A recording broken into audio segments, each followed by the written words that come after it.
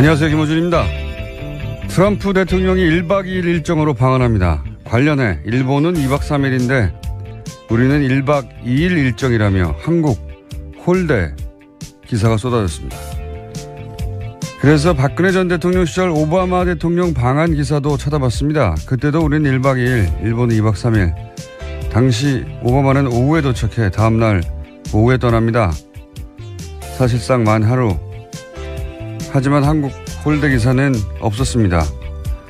이번 방문은 의전 문제로 전날 밤이 아니라 오전 도착하는 일정으로 한미가 합의. 그리고 일본에는 오후 늦게 도착해 오전에 떠나니 사실 공식 일정 시간은 거의 같습니다. 물론 미국이 전통적으로 일본을 우리보다 중요한 외교 파트너로 항상 취급해온 건 부인할 수 없는 역사입니다. 현직 틸러슨 장관도 그런 말을 했죠. 일본은 가장 중요한 우방국, 한국은 동맹 중 하나. 그러니까 제대로 된 문제의식이라면 미국의 동북아 외교 전략 자체를 따져야 맞는 겁니다. 그게 아니라 하룻밤 더 자네 아니네로 미국이 우리를 더 중요하게 취급하네 아니네 따진다는 거. 이거 정말 유치한 거 아닙니까? 일본보다 미국에 더 중요한 우방이 되는 방법이 하룻밤 더 자고 가라고 하는 겁니까?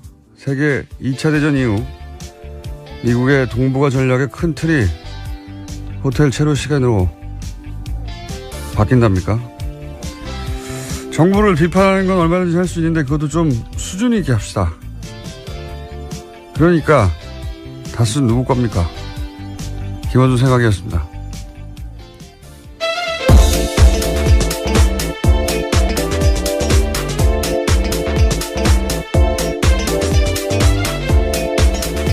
시사인의 김은지입니다. 다수 누구 겁니까? 누구 겁니까? 전 이미 방송에서 수차례 말했어요. 누구 걸로 추정된다고. 자, 네. 첫 번째 뉴스는 뭡니까? 네, 박근혜 전 대통령이 구치소에서 인권 침해를 당했다면서 국제사회에 문제 제기하려는 움직임이 있다고 외신 보도가 나왔습니다. CNN이 보도한 바인데요. 박근혜 전 대통령의 국제법무를 맡고 있는 MH그룹에서 그러한 문건을 작성했다라고 보도했습니다. 박근혜 전 대통령은 자신이 구치소에서 더럽고 차가운 감방에서 지내고 있고 계속 불이 켜져 있고 잠을 잘 수 없다 이렇게도 주장했고요. 또 건강 상태가 나빠지는데 적절한 치료를 받고 있지 못하다라고 주장했습니다. 예, 이런 걸 개뻥이라고 하죠. 더럽고 차가운 감방에서 소위 이제 변호사들이 일제히 사퇴하고 도대체 이게 무슨 전략인가 했더니 이런 전략이었군요. 그러니까 이제 변호사도 없이 이렇게 더러운 감방에서 인권 침해를 받으며 정치적 박해를 당하고 있다라고 국제사회에 호소하여 외교적 압력을 가하고 기타 등등등 이런 전략이었어요. 보니까 이거 참 정말 멍청하게 짝이 없습니다. 제가 보기에는. 네, 이러한 내용의 보고서를 유엔 인권위원회에 제출할 예정이다라고 또 밝혔는데요. 다음 달에 예정되어 있는 유엔 인권위원회에 이러한 내용들을 영향을 미치겠다라는 의도로 보입니다. 이게 왜 멍청하게 짝이 없는지 제가 얘기를 해보자면 국제인권단체하고 그리고 활동가 법률그룹이 코워크를 해가지고 이런 중요한 정치사범을 위해 활동하는 게 있어요. 저도 이런 그룹을 만나본 적이 있어요. 제가 당한 적이 있죠. 그래서 저는 해외에서 이런 그룹을 만나본 적이 있어요. 실제 이런 변호사들과 만나서 면담도 해보고 이제 네덜란드에도 유명한 그룹이 있고 런던에도 있습니다. 근데 이 그룹은 보니까 그게 아니고 돈 받고 하는 거예요. 사선 변호사 쓰고 돈 받고 하는 건데 우선 이 MH그룹을 좀 알아보니까 이 대표가 아랍계 여성이더라고요. 그리고 대표적인 사례가 이제 리비아 카다피 아들을 실제 석방시키는데 성공한 사례가 성공했나요 안 했나요? 하여튼 사례가 있는 것 같은데. 사형 선고를 받았었는데 구금된 것들을 일정 기간 이후에 빠져나오긴 했었습니다. 근데 그 이제 중동 쪽 그리고 실제 이 활동가 그룹 국제적인 인권단체와 또 특히 유럽에서 활동하는, 이 활동가 법률가들, 법률 그룹, 이 사람들이 이제 그런 단체들이 있거든요, 몇 군데.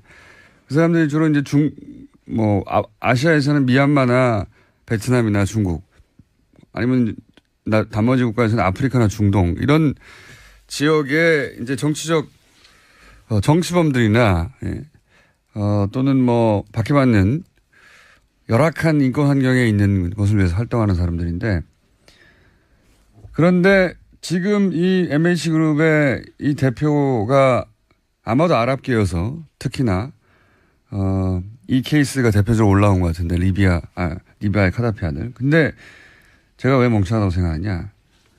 우선, 리비아하고 우리나라는 비교할 수가 없어요. 리비아는 내전으로 카다피가 이제 사살당했잖아요. 그리고 나서 이제 나중에 아들이 체포돼서 이제 사형 선고를 받았거든요. 근데 리비아는 이 내전 이후로 분단됐어요. 여전히 사실상의 내전 상태에 있습니다. 여기는 하도 나라가 불안정해서 IS가 국가 선언한 지역이기도 하고, 그러면서 난민도 대량으로 발생하고, 여기 부족이 100개가 넘어요. 서로 아직도 싸우고 있는 곳이거든요. 우리나라에서 여행 금지국이에요. 예. 여기서 이제 소위 반대쪽 편에 있던, 정부가 잡아서 체포하고 사형 선고를 한 겁니다. 그래서 이런 게 국제사회에서 먹히는 부분이 있었던 거예요. 근데 우리나라하고는 비교가 안 되는 게, 우리나라에서는 정상적인 국회 통과를 하고, 헌법재판소를 통과하고, 그리고 시민들이 평화적 시위를 거치고, 완전한 합법으로. 네, 모든 법적 절차를 제대로 거쳤고요. 그리고 변호도 받고 있었고요. 그리고 무슨 더럽고 좁고 추운 곳에서 영양실조 올려가지고 만성질환으로 영양실조 자기가. 예, 그에 대해서는 법무부가 당장 반박을 했는데요. 네. 박근혜 전 대통령이 지난 7월과 8월 달에 성모병원에서 2차례 외부 치료받는 등 충분한 진료기회 보장받았다라고도 하고요. 또 규칙적인 식사, 충분한 운동기회를 주고 있다라고 하고 있습니다. 그리고 이 영국 변호사가 우리나라에서 변론을 할 수가 없어요. 법정에 쓸 수도 없는 거. 여론전만 하는 거거든요. 생각해 보세요. 이게 정말 멍청한 전략이라고 생각하는 게, 우리나라 사법부를 더 열받게 하는 것이고요. 기본적으로. 우리나라 교정 당국도 열받게 하는 것이고요. 우리가 언제 그랬다고 그래. 우리 정부도 열받게 하는 겁니다. 우리가 무슨 박해를 했다고 그래. 그리고 우리 외교부도 열받게 하는 거군요. 이 질의 상대가 이제 외교부란 말이죠. 유엔 쪽에서. 근데 우리 외교수장이 유엔 전문가예요. 난 성공할 수가 없다고 봅니다. 이 전략이 도대체가. 이런 바보 같은 전략을 구사하니까 참 반갑긴 하네요. 예, 심지어 이러한 인권 상황에 대해서 문제 제기를 했을 경우에는요, 이미 네. 지난 3월 달에 비정부 기구의 의견 개진이 필요하다라고 합니다. 하지만 이제 와서 하는 것들이기 때문에요, 당장 의견 개진하기도 쉽지 않은 상황이라고 하고요. 이건 무의미하다니까요. 네, 여론전에 불과하다라는 거죠. 국제적으로 망신을 당할 거라고 봅니다. 저는 이 전략을 구사해서 굉장히 일관되게 이 관련 기관들과 또는 외교부가 명확한 근거를 들어서 반박할 거거든요. 정말 특별히 나쁜 대우를 받고 있다면 그럼 다른 수감자들하고 똑같은 대우를 해주면 됩니다. 같이 집어넣어가지고. 지금 특별한 대우를 받고 있잖아요. 네, 지금 혼자 쓰고 있고요. 또 일반 수용자에 비해서 4배 정도 크기에 있는 수용시설이 있습니다. 자, 이건 정말 멍청한 전략이라고. 이게 어떻게 성공할 거라고 생각하는 건지. 그러면서 본인은 수감받지 않겠다고, 재판받지 않겠다고 안 나오기 시작한 거 아닙니까, 이제? 네, 원래 오늘 재판이 예정되어 있는데요. 어제 법원으로 팩스를 보냈다라고 합니다. 자필 서명서인데 오늘 건강상 문제로 나갈 수 없다라고 주장했다고 합니다. 그러니까요. 예. 아프실 예정이고, 앞으로. 누가 이런 멍청한 전략을 생각했는지 모르겠는데요. 예. 크게 실패할 거라고 저는 전망하는 바입니다. 네. 여기에 호응할 만한 사람들은 친박밖에 없어요. 그리고 이제 초반에 국제적으로 이게 이제 우리나라에 대한 뭐랄까 인식의 수준인 것도 있긴 있어요. 문제가 뭐냐면 우리나라에서 이런 지난 9년간 소위 유엔 인권위에 이런 제소들이 있었거든요. 문제 제기가 있었어요. 실제 이런 권력자가 아니라 네, 재소자 인권 문제와 예, 관련된 있는 부분들이죠. 노조 간부들에 대한 박해 그런 거 다 박근혜 전 대통령이 무시했거든요. 이때까지. 근데 본인은 몇 배나 더 훌륭한 대우를 받으면서 이제 거기 다시 재수한 건데 안 먹힙니다. 이게. 처음에 CNN 같은 곳에서도 이제 그럴듯한 곳에서 그럴듯한 변호사가 자료를 보내주니까 사실관계가 확인됐다고 생각했겠죠. 네. 하지만 곧 실제 취재를 하고 나서 다 개뻥이라는 걸 알게 될 겁니다. 이게 통하지가 않습니다. 이게 바보가 아니거든요. 그 사람들도. 자, 실패할 전략이라고 저는 전망하는 바이고 제가 이 그룹에 대해서 실제로 국제인권단체 그리고 그 법률가 활동가 그룹에 물어볼게요. 어떤 곳인지. 네, 제가 지금 MH 알고 있는 그룹에 상식으로, 대해서, 예, 상식으로는 그렇습니다. 제가 그런 단체와 그런 그룹에 지원을 받은 적이 있거든요. 논문도 해봤고, 이거는 멍청한 전략이라고 봅니다. 자, 관련된 뉴스가 많이 쏟아졌어요. 근데, 그죠? 네, 박근혜 전 대통령 관련된 것들이 계속 나오고 있는데요. 최근엔 친박계 의원들이 보낸 편지도 돌려보냈다라고 합니다. 읽어보지도 않고 보냈는데요.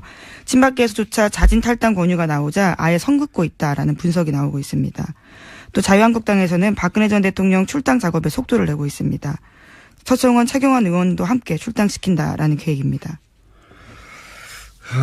그런 계획이라는 얘기는,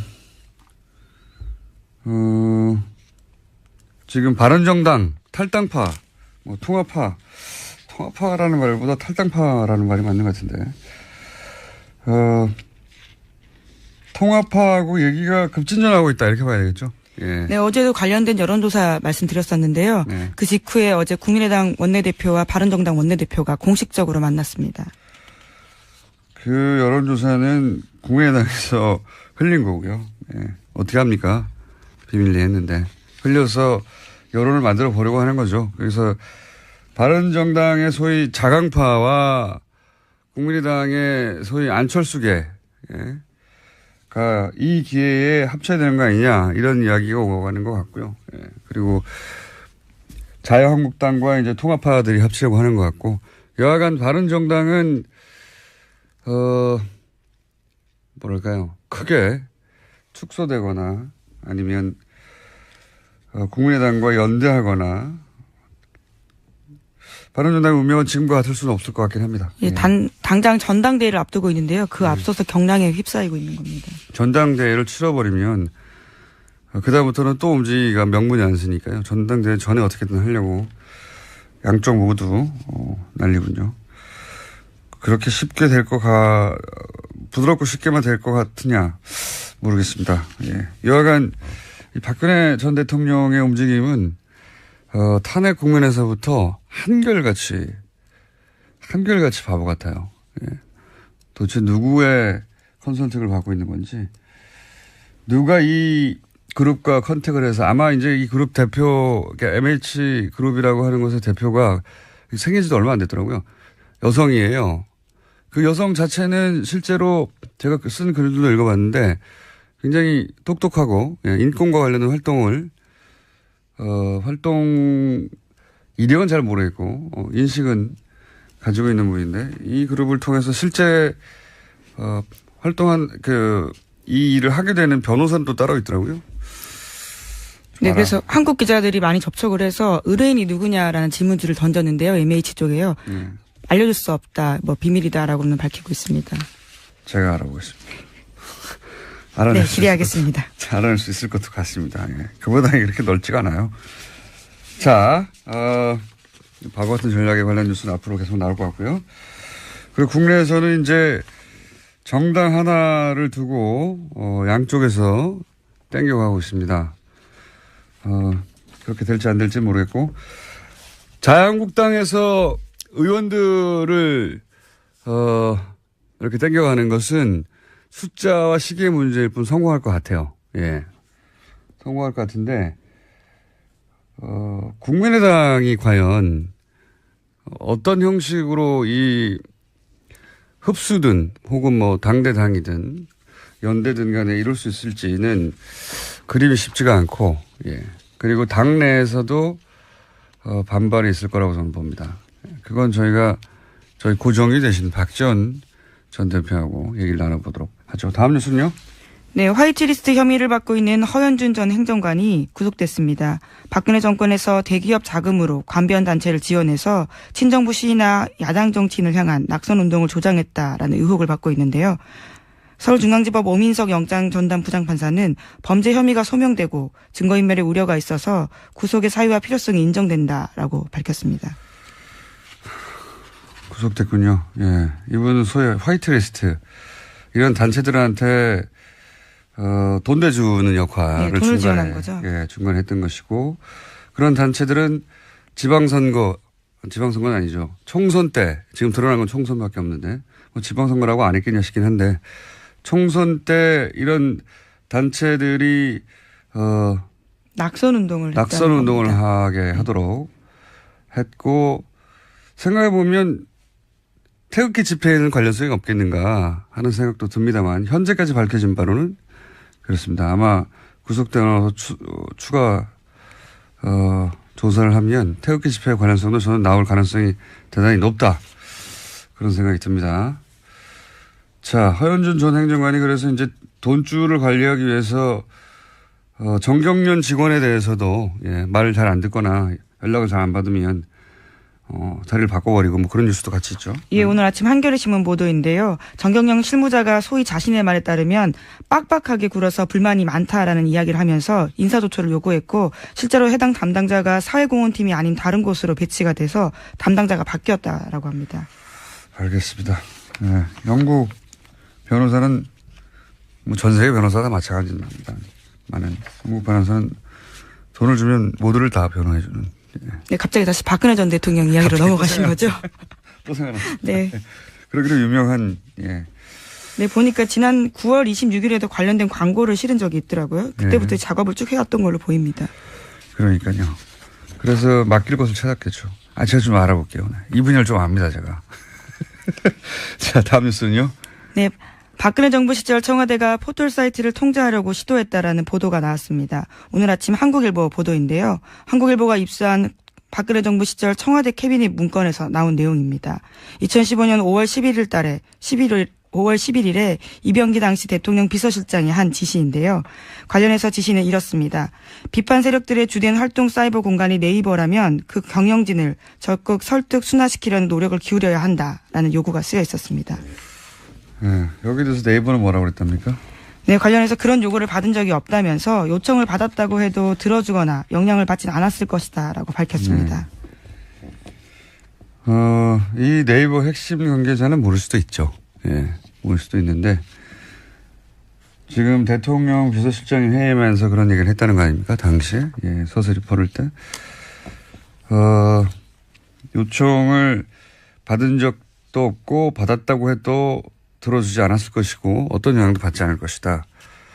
뭐 이렇게 기업 관계자는 말할 수밖에 없는데 삼성, 현대 같은 우리나라에 수십 년 된 재벌들이 불려가서 대통령 원하는 거 다 들어줬어요. 네이버가 뭐라고요? 우리나라를 수십 년간 지배해온 대재벌들도 그러는데 그에 비하면 네이버는 작은 신생회사예요. 따지고 보면 IT 분야에서야 공룡이지만 미국에서도 뭐 구글이나 야후나 마이크로소프트 우리하고 비교가 안 되는 규모의 회사들이 스노든의 폭로에 따르면 정부 요구에 서버를 다 털어줬다는 거 아닙니까? 열어줬다는 거 아니에요. 백도 소위 열어줘서 언제든지 메일도 확인하고 하게 줬다는 거 아닙니까? 네, 2015년 5월 달이면 세월호 참사 1주기 직후이고요. 또 당시에 성완종 리스트가 나와서요. 관련된 의혹들로 정부가 곤혹을 치르고 있을 때였습니다. 네이버에 댓글을 달라는 게 아니라 경영진을 지금 순화시키라는 거 아니에요? 적극 설득, 순화시키려는 노력이 필요하다라는 문건이 나온 겁니다. 정부가 무슨 뭐 인권단체입니까? 가서 설득하게.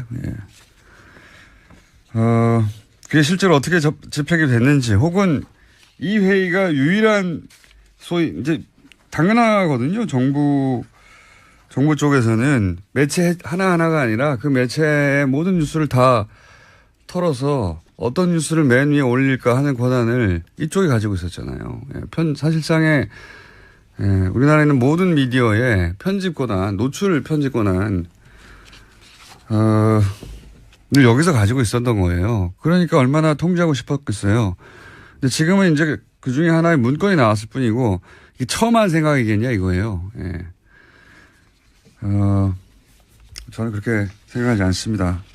네이버가 뭐라고요. 그냥 회사예요. 회사, 공공기관, 어마어마한 공공기관, 어마어마한 대재벌도 주물럭주물럭 했는데요. 그런 생각을 하는 게 합리적인 추정이죠. 거꾸로 네이버는 그 수많은 요구들을 어떻게 안 들어주고 아무런 영향도 받지 않았는지, 예. 책을 하나 내도 됩니다. 정말 그랬다면. 그리고 그랬다면 누군가 감옥에 갔겠죠. 라고 저는 생각하는 바입니다. 자, 다음 뉴스는요. 네, MBC 관련된 소식입니다. 김원배 방송문화진흥회 이사가 어제 사퇴 의사를 밝혔습니다.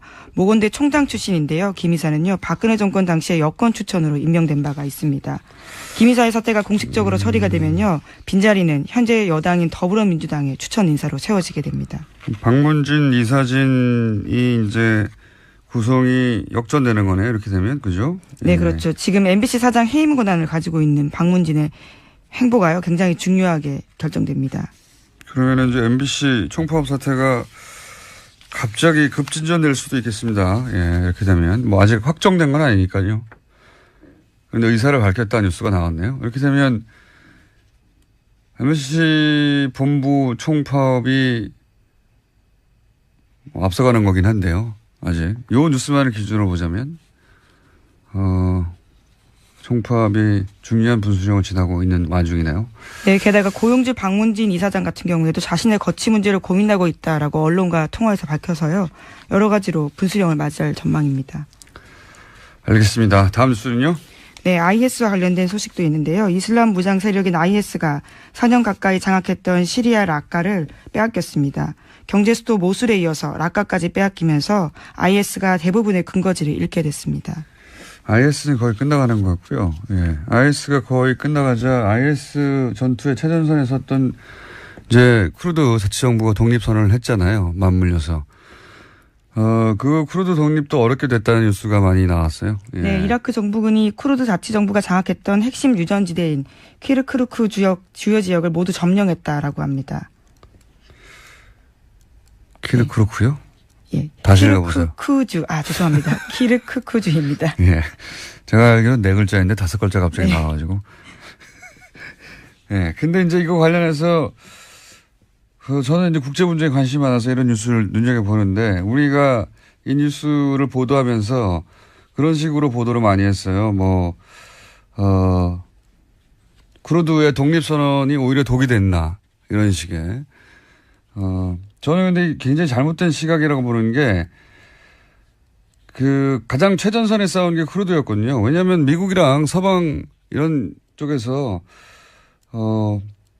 이번에야말로 독립의 적기다. 니네가 공을 세우고 독립을 하라. 이런 식으로 부추겼어요, 실제.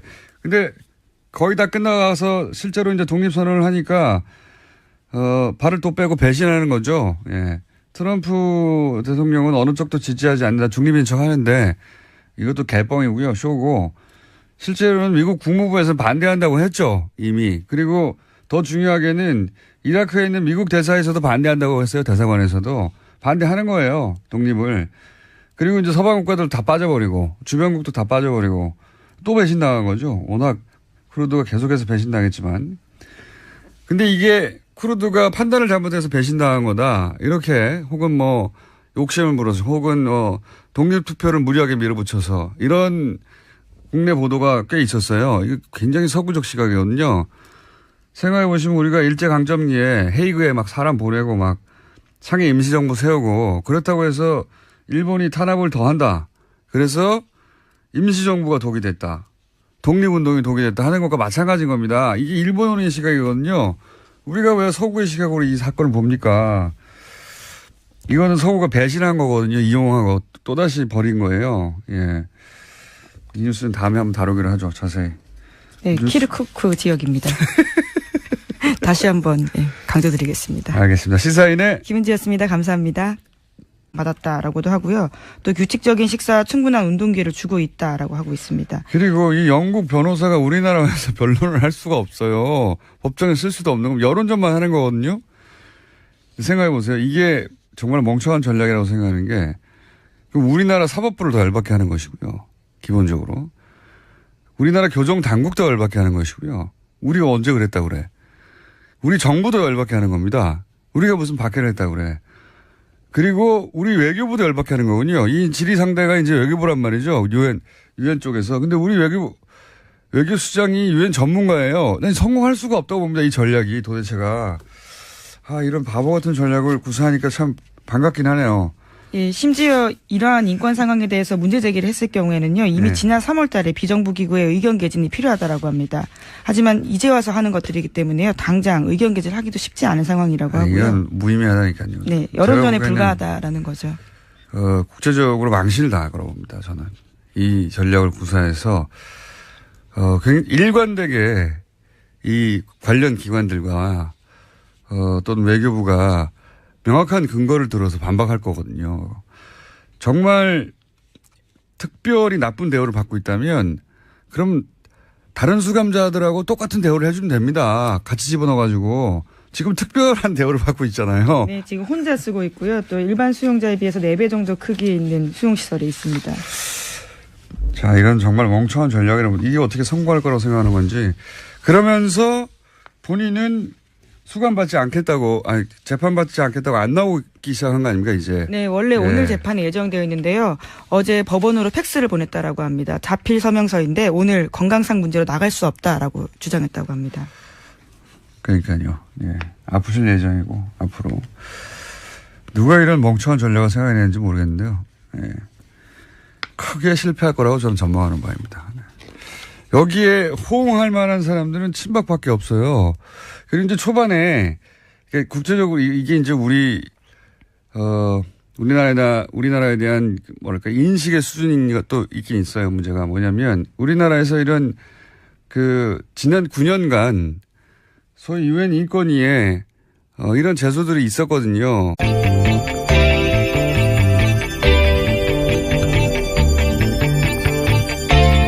안녕하세요. 김호준입니다.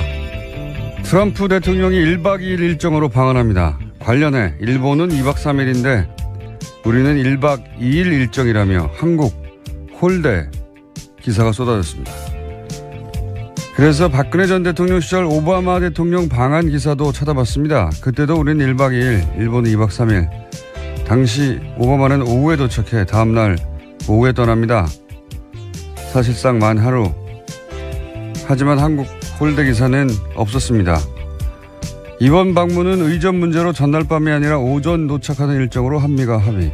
그리고 일본에는 오후 늦게 도착해 오전에 떠나니 사실 공식 일정 시간은 거의 같습니다. 물론 미국이 전통적으로 일본을 우리보다 중요한 외교 파트너로 항상 취급해온 건 부인할 수 없는 역사입니다. 현직 틸러슨 장관도 그런 말을 했죠. 일본은 가장 중요한 우방국, 한국은 동맹 중 하나. 그러니까 제대로 된 문제의식이라면 미국의 동북아 외교 전략 자체를 따져야 맞는 겁니다. 그게 아니라 하룻밤 더 자네 아니네로 미국이 우리를 더 중요하게 취급하네 아니네 따진다는 거. 이거 정말 유치한 거 아닙니까? 일본보다 미국에 더 중요한 우방이 되는 방법이 하룻밤 더 자고 가라고 하는 겁니까? 세계 2차 대전 이후 미국의 동북아 전략의 큰 틀이 호텔 체류 시간으로 바뀐답니까? 정부를 비판하는 건 얼마든지 할 수 있는데 그것도 좀 수준 있게 합시다. 그러니까 다수는 누구 겁니까? 김원준 생각이었습니다.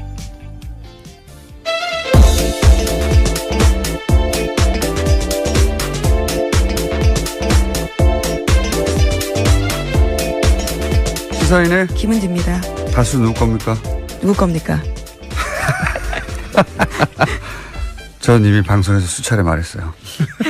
누구 걸로 추정된다고. 자, 네.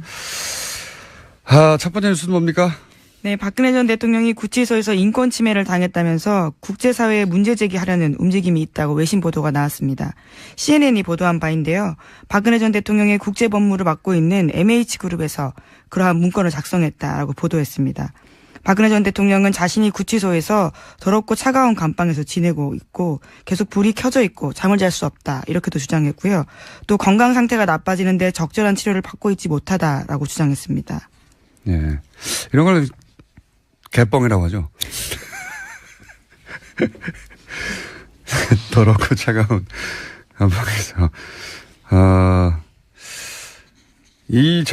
소위 이제 변호사들이 일제히 사퇴하고 도대체 이게 무슨 전략인가 했더니 이런 전략이었군요. 그러니까 이제 변호사도 없이 이렇게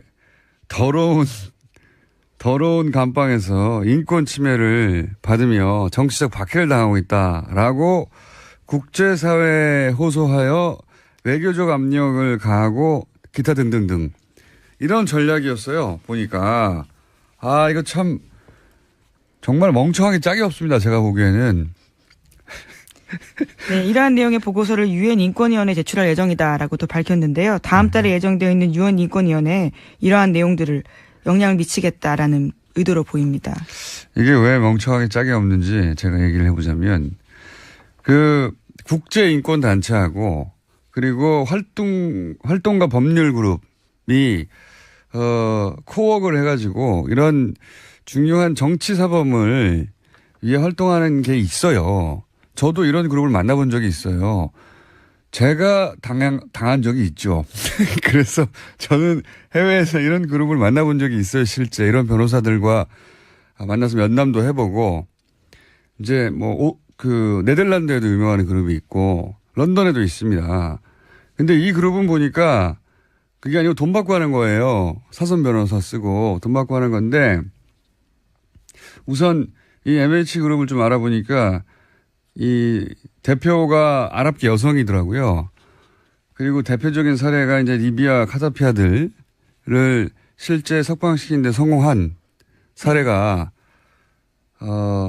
성공했나요 안 했나요? 하여튼 사례가 있는 것 같은데. 사형 선고를 받았었는데 구금된 것들을 일정 기간 이후에 빠져나오긴 했었습니다. 근데 그 이제 중동 쪽 그리고 실제 이 활동가 그룹 국제적인 인권단체와 또 특히 유럽에서 활동하는 이 활동가 법률가들 법률그룹 이 사람들이 이제 그런 단체들이 있거든요 몇 군데 그 사람들이 주로 이제 아시아에서는 미얀마나 베트남이나 중국 아니면 나머지 국가에서는 아프리카나 중동 이런 지역에 이제 정치적 정치범들이나 또는 박해받는 열악한 인권 환경에 있는 것을 위해서 활동하는 사람들인데 그런데 지금 이 MH그룹의 이 대표가 아마도 아랍계여서 특히나 이 케이스가 대표적으로 올라온 것 같은데 리비아의 카다피 아들. 근데 제가 왜 멍청하다고 생각하냐. 우선 리비아하고 우리나라는 비교할 수가 없어요. 리비아는 내전으로 카다피가 이제 사살당했잖아요. 그리고 나서 이제 나중에 아들이 체포돼서 이제 사형 선고를 받았거든요. 근데 리비아는 이 내전 이후로 분단됐어요. 여전히 사실상의 내전 상태에 있습니다. 여기는 하도 나라가 불안정해서 IS가 국가 선언한 지역이기도 하고 그러면서 난민도 대량으로 발생하고 여기 부족이 100개가 넘어요. 서로 아직도 싸우고 있는 곳이거든요. 우리나라에서 여행 금지국이에요. 예. 여기서 이제 소위 반대쪽 편에 있던 정부가 잡아서 체포하고 사형 선고를 한 겁니다. 그래서 이런 게 국제사회에서 먹히는 부분이 있었던 거예요. 근데 우리나라하고는 비교가 안 되는 게 우리나라에서는 정상적인 국회 통과를 하고 헌법재판소를 통과하고 그리고 시민들이 평화적 시위를 거치고 완전한 합법으로 네, 모든 법적 절차를 제대로 거쳤고요. 그리고 변호도 받고 있었고요. 그리고 무슨 더럽고 좁고 추운 곳에서 영양실조 올려가지고 만성질환으로 영양실조. 자, 이거. 예, 그에 대해서는 법무부가 당장 반박을 했는데요. 네. 박근혜 전 대통령이 지난 7월과 8월 달에 성모병원에서 2차례 외부 치료받는 등 충분한 진료기회 보장. 문제 제기가 있었어요. 실제 이런 권력자가 아니라 네, 재소자 인권 문제와 예, 관련된 있는 부분들이죠. 노조 간부들에 대한 박해 그런 거 다 박근혜 전 대통령이 무시했거든요. 이때까지. 근데 본인은 몇 배나 더 훌륭한 대우를 받으면서 이제 거기 다시 재수한 건데 안 먹힙니다. 이게. 처음에 CNN 같은 곳에서도 이제 그렇듯한 곳에서 그렇듯한 변호사가 자료를 보내주니까 사실관계가 확인됐다고 생각했겠죠. 네. 하지만 곧 실제 취재를 하고 나서 다 개뻥이라는 걸 알게 될 겁니다. 이게 통하지가 않습니다. 이게 바보가 아니거든요. 그 사람들도.